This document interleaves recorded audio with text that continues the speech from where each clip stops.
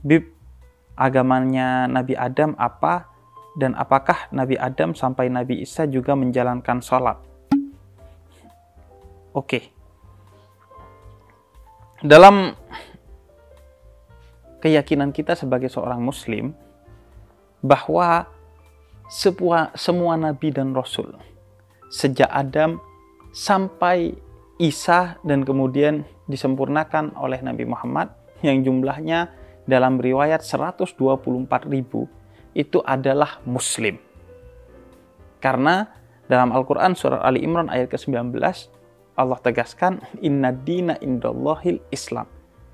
Agama di sisi Allah itu hanyalah dan adalah Islam. Karena itu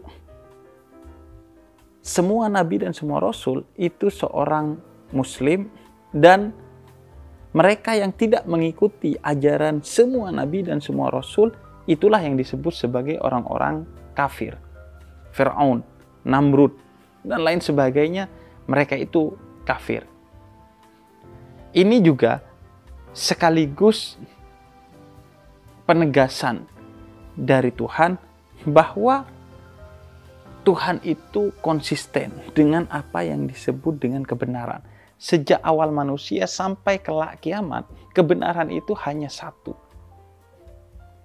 Hanya bedanya kemudian, apa perbedaan antara Islam Nabi Muhammad dan Islam para nabi dan rasul sebelum Nabi Muhammad? Islam yang dibawa oleh para nabi dan para rasul sebelum Nabi Muhammad itu adalah Islam secara substansi atau inti. Adapun syariatnya atau ajaran serta hukum-hukumnya, dia pada aspek-aspek yang tidak mendasar berbeda-beda. Adapun Islam yang dibawa oleh Nabi Muhammad, ia adalah Islam secara substansi atau inti, dan juga Islam secara formal atau syariat. Jadi di zaman Nabi Muhammad, Islam itu kemudian sempurna bukan hanya intinya atau substansinya yang itu sudah sempurna sedari awal sejak Nabi Adam, tapi juga sempurna syariatnya. Sebab hanya Nabi Muhammad yang diutus untuk seluruh alam semesta. Wa ma arsalnaka illa rahmatan lil alamin. Nabi Muhammad itu diutus untuk seluruh alam semesta. Kaum apapun dan waktu dimanapun, itu adalah tugas kenabiannya beliau, Nabi Muhammad. Adapun nabi-nabi lain, dia diutus untuk zamannya dan untuk umatnya secara spesifik. Misalnya Nabi Lut untuk kaum Lut, Nabi Musa untuk Bani Israel, Nabi Saleh untuk kaum Samud, Nabi Syuaib untuk kaum Madyan, dan semua nabi dan rasul itu diutus untuk kaumnya dan waktunya sendiri-sendiri. Hanya Nabi Muhammad yang diutus untuk semesta alam. Adapun substansi atau inti ajaran semua nabi dan rasul itu Islam. Dan dalam Al-Quran dijelaskan bahwa mereka menyebut diri mereka sebagai muslim. Misalnya dalam surat Yunus ayat 72, kita dapati Nabi Nuh menyebut dirinya sebagai seorang muslim. Dan pengikutnya juga seorang muslim. Begitu juga dalam surat Al-Baqarah ayat 136, disebutkan bahwa Nabi Musa, Nabi Isa, Nabi Ibrahim, Nabi Yakub, Nabi Ismail, Nabi Ishak, mereka menyebut diri mereka dan para pengikutnya sebagai seorang muslim. Selain itu,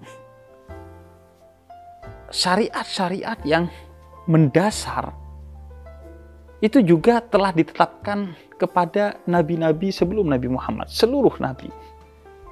Misalnya dalam suratul Maidah ayat ke-27, Allah katakan bahwa syariat kurban itu telah ditetapkan kepada Nabi Adam untuk Habil dan Qabil, yaitu kedua putranya yang menjadi umatnya Nabi Adam pada saat itu. Begitu juga ketika kita membaca ayat tentang puasa Ramadan, disebutkan kutiba alaikumusiyam kama kutiba alal ladzina min qablikum. Ditetapkan puasa kepada umat Islam sebagaimana umat-umat sebelum Islam juga berpuasa. Hanya saja cara berkurban, cara berpuasanya itu berbeda-beda. Namun inti semuanya sama, yaitu mengorbankan diri. Inti semuanya sama, yaitu menahan diri dari segala yang sifatnya material dan nafsu. Oleh karena itu, kita dapati bahwa Islam secara substansi kepada 124.000 nabi dan rasul itu sama, yaitu keberserahan diri secara total dan mutlak kepada Tuhan. Bedanya nanti syariatnya, karena diutus kepada masing-masing kaum. Sedangkan Nabi Muhammad telah sempurna Islam di tangan beliau. Itu pun karena zaman terus berubah dan butuh pembaharuan pada level-level yang kecil. Karenanya Nabi memperkenankan terjadinya perbedaan di antara umat Islam. Sebagai contoh, sebagaimana diriwayatkan oleh Imam Bukhari, di zaman Rasul, Sayyidina Abu Bakar, Sayyidina Umar, itu azan ketika Jumatan hanya 1 kali. Namun ketika di zaman Sayyidina Utsman menjadi khalifah, azan ketika sholat Jumat itu ditambah menjadi 2 kali. Mengapa? Karena di zaman Sayyidina Utsman, umat Islam sudah banyak dan tersebar ke beberapa tempat yang agak berjauhan. Sehingga dibutuhkan tambahan 1 azan untuk memanggil umat Islam bahwa telah datang waktu sholat Jumat untuk mereka berkumpul di masjid. Baru kemudian azan sebagaimana di zaman Rasul, Khalifah Abu Bakar dan Khalifah Umar dilantunkan kembali sebagai bagian dari syariat Islam. Terjadi perbedaan, tapi itu tidak dipermasalahkan.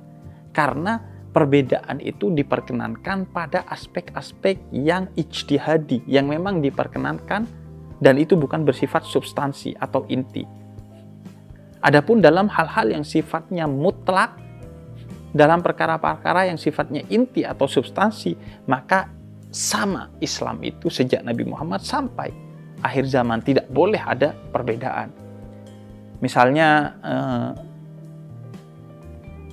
gak bisa lo tuh seperti teman gue yang dia habis mabok mau sholat subuh.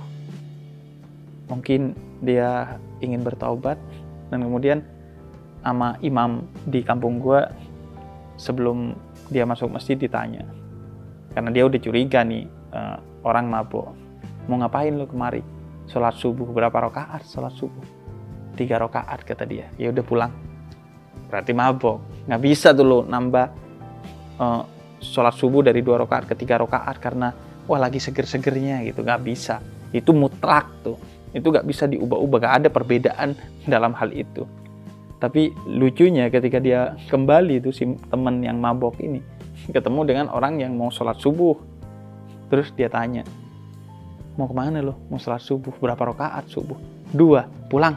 Lah kenapa? Gua aja yang 3 suruh pulang, apalagi lo cuman 2. Lalu apakah Nabi Adam hingga Nabi Isa juga sholat?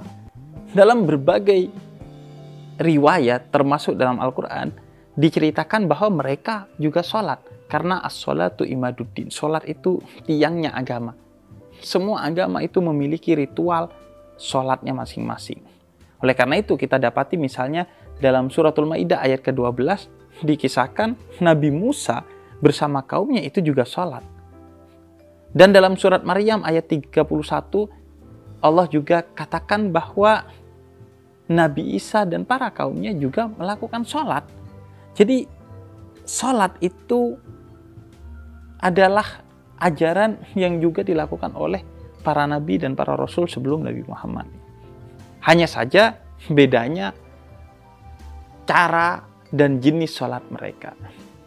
Dalam beberapa riwayat dijelaskan bahwa Nabi Adam itu sholatnya ketika fajar atau seperti sholat subuh kalau kita, dan jumlahnya sama 2 rakaat. Dengan asumsi rakaat pertama sebagai bentuk syukur atas terlepasnya Nabi Adam dari kegelapan malam, dan rakaat kedua sebagai bentuk syukur atas tibanya Nabi Adam dengan keterang benderangan atau cahaya. Semua nabi juga melakukan sholat dengan modelnya sendiri-sendiri, dan itu lantaran bentuk penghambaan yang total dan mutlak kepada Allah. Nabi Muhammad katakan jarak terdekat kita dengan Allah adalah ketika sujud, yaitu dalam sholat kita. Begitu juga Nabi Muhammad. Sebelum perintah sholat diterima oleh Nabi Muhammad ketika beliau mi'raj dan bertemu langsung dengan Allah sehingga diperintahkan secara langsung oleh Allah untuk sholat, beliau sebelum itu juga telah sholat. Dalam beberapa riwayat diantaranya dari Ibnu Abbas, Nabi itu sholat bersama Sayyidah Khadijah ketika sebelum perintah sholat itu datang kepada Nabi Muhammad.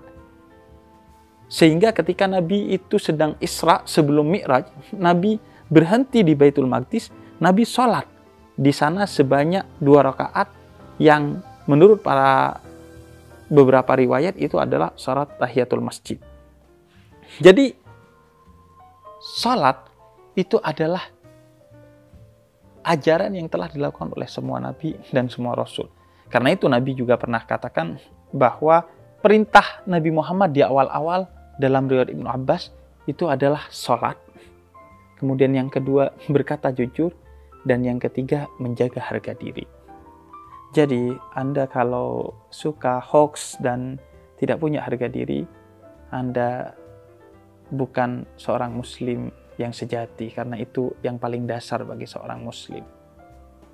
Dan kalau Anda tidak sholat, Anda itu bukan hanya melanggar syariatnya Nabi Muhammad, dan bukan hanya tidak diakui oleh Nabi Muhammad, tapi semua nabi dan semua rasul tidak akan mengakui Anda.